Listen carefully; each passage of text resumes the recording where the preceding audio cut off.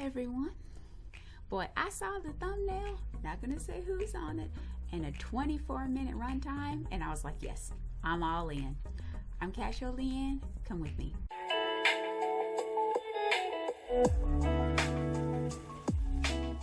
So they start with announcing special guest JBL, and they claim that he'll call Matt Max a bunch of times, and they speculate on who's gonna tap out between Charlotte and Ronda Rousey. Again. The first replay we get is from Rick Boogs. He's squatting main event Jey Uso. I do well enough to squat by myself. So, you know, seeing this, I didn't feel bad about my current state of fitness. I didn't feel bad about it at all. He dispatched the right-hand man in quick fashion, but gained a post-match beatdown. It was large-scale enough to be worthy of Boogs' inspiration, Freddie Mercury, but he recovers enough to be interviewed by Kayla Braxton. He's still selling his shoulder as she asks about how he's feeling. And he says the 6-string axe smashed over his shoulder hurt a little bit, but nothing's gonna trump the sensation of being victorious. And Braxton follows up with a question on momentum going into the WrestleMania bout with the Usos. Shinsuke says, "We're super excited." Yes, we are. Almost reminds me of a grandma, you know, she confirms her thoughts after she says them. Yes, she does. But Rick talks about their Toyota Tundra adventures and how they're a unit because of all this roughing it they've been doing. The canoeing, the fishing and whatnot. And he notes that all of that puts some hair on your chest. And then he starts to play with his.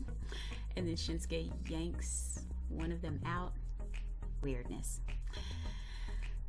Finally, Kayla asks for a message for their opponents, and Boogs says, "We're coming to scrap." And Nakamura adds that they're going to be new champions. So I'm all in. I'm always all in for a Shinsuke Nakamura and Rick Boogs segment. They work so well together. They're not quite as electric, pun unintended, as when Boogs was accompanying Shinsuke's interviews as Intercontinental Champion. But I get that their interaction is now more about both of them as opposed to Boogs just kind of being the court jester for Shinsuke Nakamura.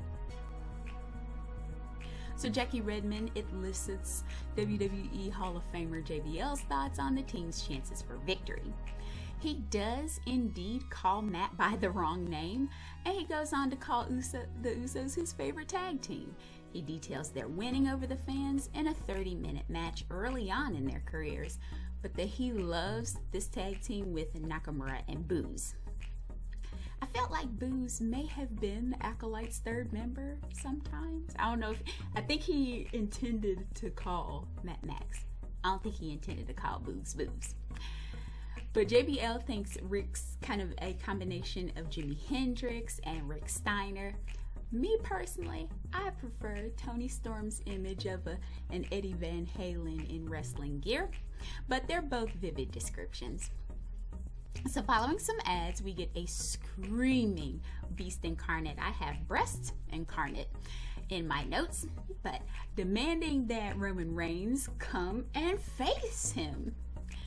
Paul Heyman gives Brock Lesnar a taste of his own 2016 medicine by informing him that Roman Reigns is not here tonight. Well, that's not what Brock Lesnar wanted to hear, and there were cables, security, and all kinds of equipment that suffered his wrath. He started running after Paul Heyman's getaway limo, and I wanted him so badly to jump on the trunk like it was WCW or on the roof. I don't know. That was the fastest I've ever seen Paul Heyman move. Like, he was gone. Kudos. Not quite as fast as Brock Lesnar was. No outrunning him. But Camp and Redmond detailed the Madison Square Garden posture with the head of the table, holding the 2 championships up over the Beast. They're going to face each other on Smackdown tonight, not in a match, but you know, face to face. So we'll see what becomes of it if it does end up happening. Next, we get some conversation on Drew McIntyre laying waste to Jinder Mahal and Shanky. Veer would have saved them, but he was still coming. After all that's done, there's a stare down with Drew and Happy Corbin. Then Corbin shows off his speed. It was so cool to see McIntyre give Shanky a Michinoku driver and then point to the sign with Angela in hand. He is making the best of an awful feud that's neither his nor Happy Corbin's fault. I like both of these guys, and it's just a shame. They deserve so much better. But Kayla inquires as to what Happy Corbin should be worried about heading into WrestleMania.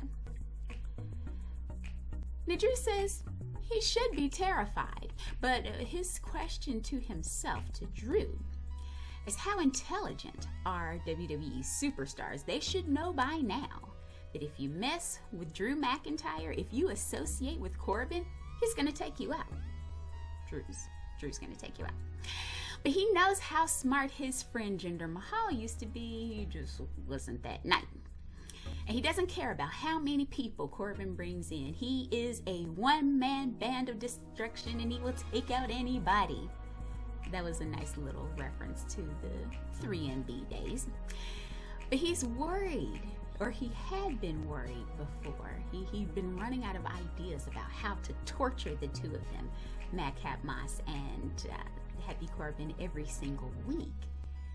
But Happy Corbin gave him the best of ideas, being able to take a bunch of other people and just torture him by having him watch all of these people being torn apart by him. And now he's going to have nightmares every single week. Good stuff. So Matt Camp gushes about McIntyre picking off 4 men by himself. I mean, he's fast-paced, he's got imagery, he's got passion. What more can you ask for in this crazy world of sports entertainment? Well, I could argue you could ask for some, but you certainly don't expect more than that. But after more ads, we get a replay of a Charlotte Ronda Rousey brawl. Boy, this was intense. The Dublin smile, the pit crew outfit, the camel clutch, it all collaborated to make a lovely WrestleMania build type moment. So then there was the tag team match between the new dual jobbers, Shayna Baszler and Natalya. Now they were going against Boss and Glow, but I was so glad that the right folks won. They need to build momentum going into a tag team championship match, even if it is against Carmella and Queen Zelina. You just don't want the titles to not feel like anything, and the women's tag team titles have felt like that lately. Mainly because it was a division of one, but they're starting to change that now. We see Shayna and Natalya in the back, and Natalya is attempting to build Shayna up after their loss, reminding us that Shayna is a 2-time women's champion. Kayla arrives to the not yet pity party a little late, wondering about the experience of them teaming up together. So Natalya and Shayna talk each other up, how incredible and how underappreciated they are, how they're beautiful, they're sexy, and how on earth can they get into this championship tag team match. It kind of fades out. They're still talking, and Kayla's left like 2 sentences ago. But we go back to JBL for more of his thoughts after this. He muses about Natalya being a heart and how a WrestleMania without a heart is not a WrestleMania. How he'd love to see them in this tag team championship match. Now Matt argues about Boss and Glow's momentum, and JBL concurs. He believes that Sasha and Naomi are the favorites to capture these titles. Plus, he doesn't know how good of a team Rhea and Liv Morgan are actually going to be in such a short amount of time. And he sneaks in how delighted he is about Stone Cold accepting Kevin Owens' challenge. He talks about how he would sell out every time his name was put on a venue, and KO needs to stay healthy because he's about to get a mud hole stomped in him. How epic was that video? I was wanting him to announce an independent candidate presidential election campaign a la Joe Exotic, but the whole video had that kind of expansive feel, you know, like he's emerging from the wilderness, and this is the last time we're gonna see Stone Cold in the ring. It won't be, but it was still fun to buy into for that moment. And while they're at it, they replay Kevin Owens running his mouth about JBL, how the horns on his limo would make for a better guest than JBL himself would. And Kemp asks JBL what he thinks about this.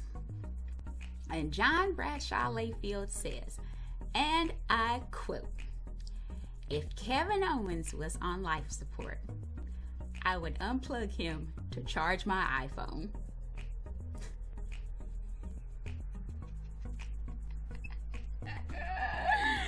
Apple, apple, apple. Our phones do need to be charged pretty regularly, but that was hilarious to me. They end the show with their best wishes to Big E. I'd like to offer mine right alongside them. I mean, the man is phenomenal. He's in a brace, but he's still concerned about other people. I hope he recovers and that he defies the odds and wrestles as long as he wants to afterwards. But my rating for the episode is 4 out of 5. Again, great content. They're starting to find their groove again in this run up to WrestleMania. I had no idea how much I'd missed Kayla Braxton until I saw her and she started asking questions. Her dynamic with Paul Heyman and being able to talk about all the silly happenings on the post shows, those were a big part of what made me want to start this channel. But there have been so many changes to the show since then. So when she returns, it's pretty refreshing. Drew McIntyre was sensational as always, you know, high information density promos without a word wasted. Shayna and Natalya made a great tag team of grievances, but if I'm being frank, I don't want to see them in the match excuse me, for WrestleMania. Rick Boogs and Shinsuke Nakamura continue to be a cohesive unit that's entertaining and competent, both in the ring and out. So checking out their segment or Drew's are both great ways to go if you want to see a clip from Talking Smack this week. So what do you all think? Which WrestleMania match are you most looking forward to? Will Shinsuke Nakamura and Rick Boogs capture the Smackdown Tag Team Championships? Do we actually get a Roman Reigns-Brock Lesnar confrontation tonight? Let me know your thoughts in the comments. And be sure to like, share, comment, and subscribe. Tap that bell icon to make sure you get notifications for when new videos come out. Thank you all so much, you guys, for watching, and I'll see you soon.